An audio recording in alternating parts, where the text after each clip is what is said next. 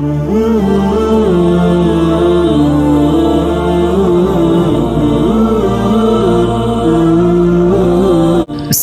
আলাইকুম। ওয়ালাইকুম আসসালাম। বেডিং খেতে নিয়ে কই যান? রমজান মাসে ইতিকাফ করতে হয় না, সভাপতি সাহেব বলল, তাই যাচ্ছি মসজিদে। ও আচ্ছা, যান। আচ্ছা ঠিক আছে।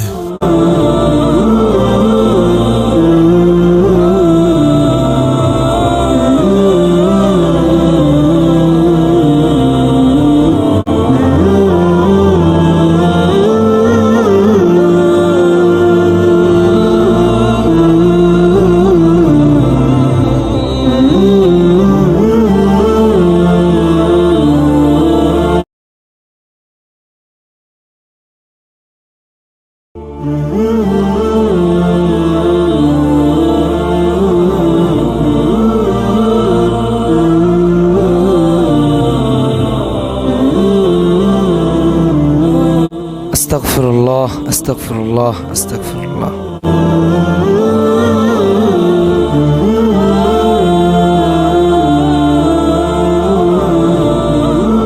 আসসালামু আলাইকুম।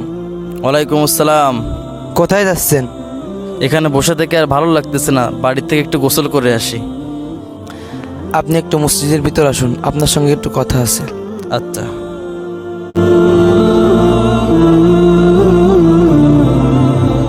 আপনি যে এই জায়গায় থেকে পড়তে আছেন, এতে কেফের মানে কি আপনি জানেন? না। এতে কেফের শাব্দিক অর্থ হলো অবস্থান করা, আবদ্ধ থাকা। রমজানের শেষ দশকে জুমার মসজিদে আল্লাহ তাআলার সন্তুষ্টির উদ্দেশ্যে অবস্থান করাকে এতেকাফ বলে। তা তো বুঝলাম। আপনি যেভাবে মসজিদের ভিতরে অনিয়ম করতেছেন, বাইরে ঘোরাফেরা করতেছেন, এতে তো আপনার এতেকাফ নষ্ট হয়ে যেতে পারে। আপনি কি জানেন? আমি তো এখানে ইতিকাফ করতে আসিনি। ইতিকাফ শেষে যে ৫,০০০ টাকা দেবে সে টাকার জন্য আসছি। ইতিকাফ হলে হোক, না হলে না হোক। হ্যাঁ, আফসোস, আপনি সামান্য কিছু টাকার জন্য এত নিচে নেমে গেছেন, আল্লাহর সাথে প্রতারণা করতেছেন। যে টাকা আমাদের হাতের ময়লা, সকালে আসলে বিকালে চলে যায়, রাতে আসলে সকালে চলে যায়। আপনি সামান্য কিছু টাকার জন্য এত মানুষের হক নষ্ট করতেছেন।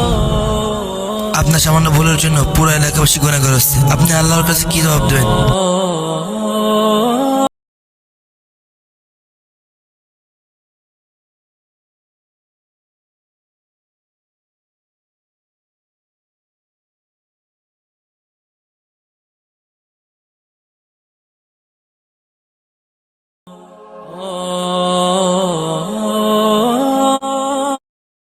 হুজুর, আমি যে ভুল করেছি, আল্লাহ তাআলা কি আমাকে ক্ষমা করবে না? অবশ্যই ক্ষমা করবে। আপনি কাজ দিলে তওবা করেন, আল্লাহ তাআলা তওবাকারীকে পছন্দ করেন।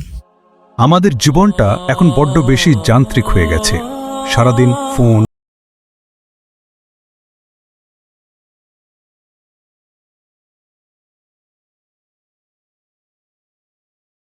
যেতে হবে। এটা আমাদের আত্মাকে রিচার্জ করার একটা সুযোগ।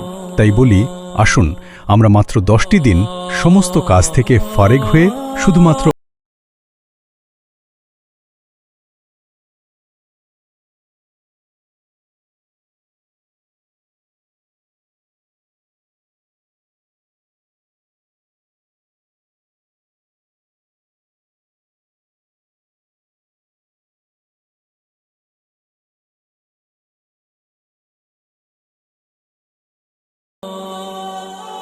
আমাদের ভিডিওটা ভালো লাগলে একটা লাইক দিয়ে শেখ জুবায়ের মাহমুদ চ্যানেলটি সাবস্ক্রাইব করে রাখুন। দেখা হচ্ছে অন্য কোনো ভিডিওতে। ধন্যবাদ।